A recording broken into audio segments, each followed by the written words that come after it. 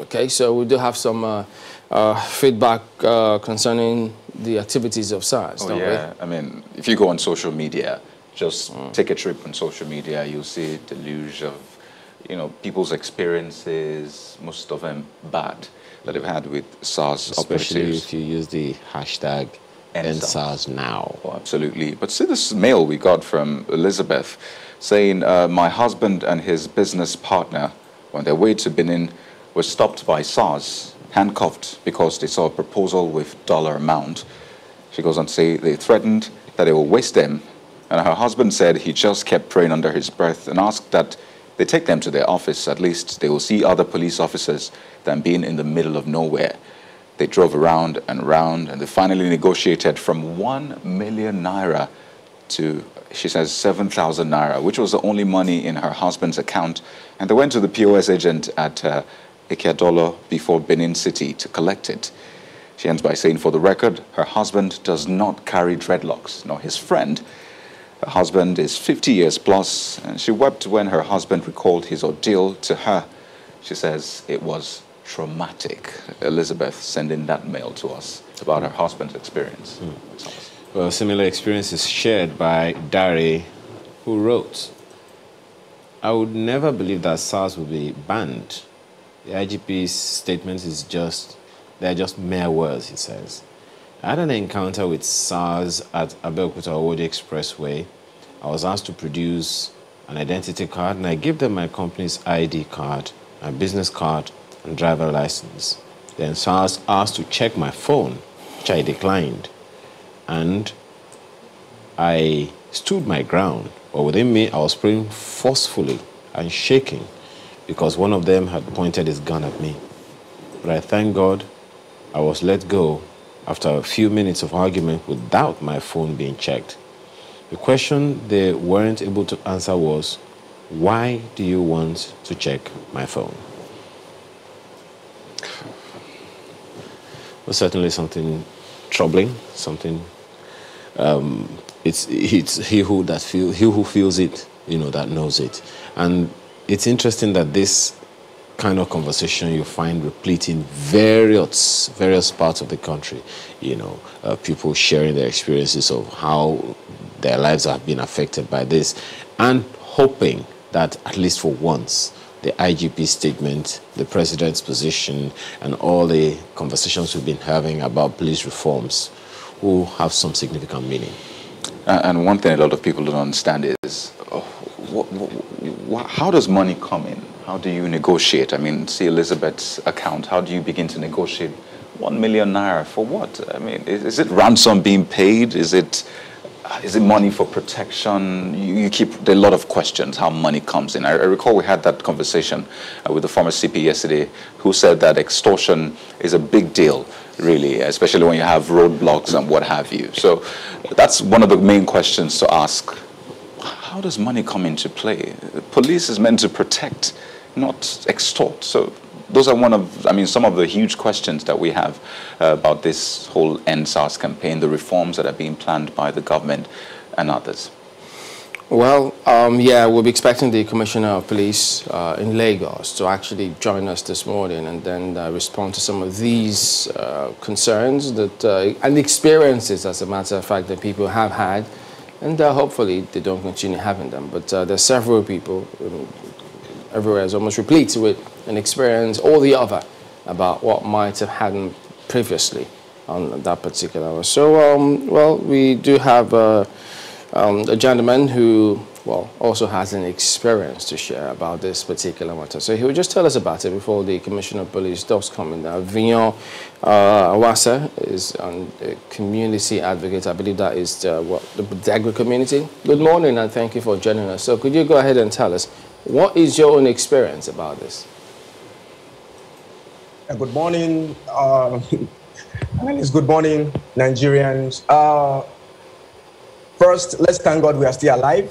And when we look at how the police in our communities and everywhere around Nigeria, the way they treat young and upcoming and the future of Nigerians, if you permit me to use that word, it's very, very appalling. Before I go back to my community, I walk around in Keja years back, and they have been harassed several times, beaten, because I'm found with a laptop. And once they see you with a laptop, what they do, they check your laptop. And once they see something like maybe an email comes that says, oh, from AZ, because I'm a filmmaker also, they will ask you, how come this laptop? How come this person? Who is this person?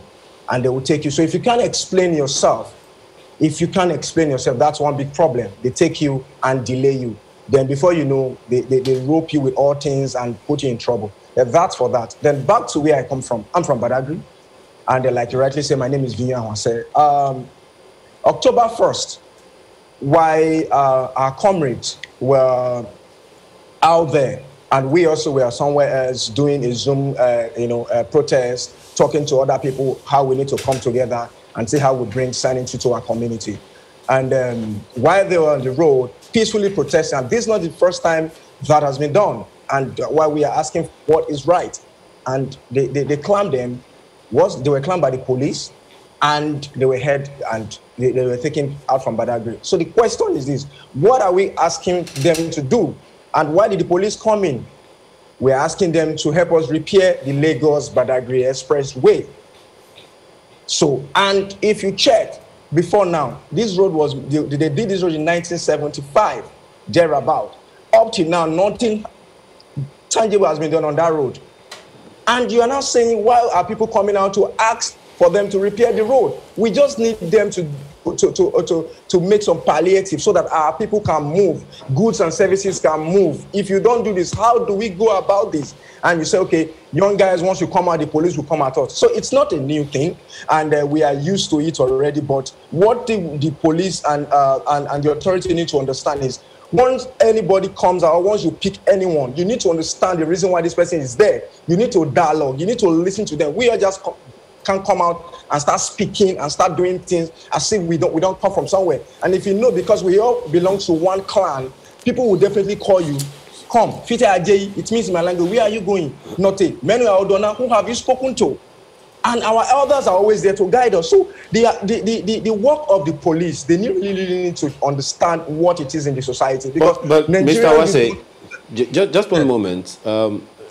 You would agree that sometimes the activities of the police, they get information. And with some of this information, they would say, you know what, maybe we should really go to town. We have also heard from some police authorities, from police officers who have said that it's through such activities as what they call patrol that they have been able to pick some hoodlums in the society, some criminal elements. You know, maybe that is why they were there in the first place before all of this began to happen. What's your take on that? Well, you're right. We can't dispute that. We can't take that out. Our police officers are also smart people. Let's not take that out. But their excesses is what we are talking about. Sometimes they go into communities and clamp on hoodlums. Perfect.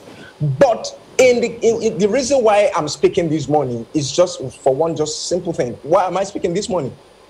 The protest that happened on the October 1st, why were our guys arrested? Now, are they hoodlums? Are they criminals? Did they suspect anything? Were they carrying weapons? No. They carried placards, and inscriptions were on the placards. And this is not the first time. The police that arrested them, the question I would throw back to them is this: how do they go to their homes? Or whenever they have a briefing in Ikeja or whatever, how do they go? They ride on Okada. Hasn't Okada been banned? Why did they ride on Okada? Simply because the road is not good. So, and when you now see that these guys are asking for, how will they get it? You protect them, and because you protect them and make sure that, okay, that's why there's one police officer that I've served in Badagry that will keep talking about, Mr. Smith. Mr. Smith, we always call and say, guys, what do you want to do? How do you want to go about it? This is what the Lord says about it. Oh, right. Now, Mr. Hwase, just one moment. So now, as at this moment, SARS has been banned. Certain activities that they perform on the roads, they are not supposed to perform any longer, and they are just supposed to respond to some criminal activities in the environment. Does that make you safe? First, thank you. We need to go back to, we are safe. First, we are safe. Now, how do we mean we are safe? Firstly, we need to go back to community policing, which has been in existence before anything we know. So our people, we know people who comes into our communities with the help of our leaders, those that have been are governing us in terms of maybe ballets, the LCDAs. We know people who come in, so we know people who we can go to, because the atrocity of the inside. Let me give you another insight. If not for God, I would have been killed. I'll take it. In 2007, as a filmmaker, also we went to Badagry. And we were told to also look for another location because there's a project we wanted to do for one of the big television stations in Nigeria. And we went to Ikorodu. We were apprehended in Ikorodu, and they cocked the gun at us. Now, fortunately for me, what happened, I had my laptop and I had a letter already signed to Honorable Basa of the Lagos State House of Assembly, because we were asking him that we wanted to do an event in Badagry, and we sent a letter to him.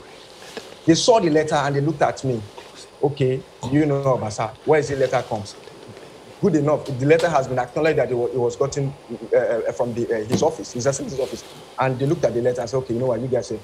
And they took my, the art director, he was wearing an African craft, and they took him to a corner and they held the craft and said, oh, this one I juju, and I juju also, this one I juju, this one I Yahoo boy, and I Yahoo boy. And they all right, Mr. Wase.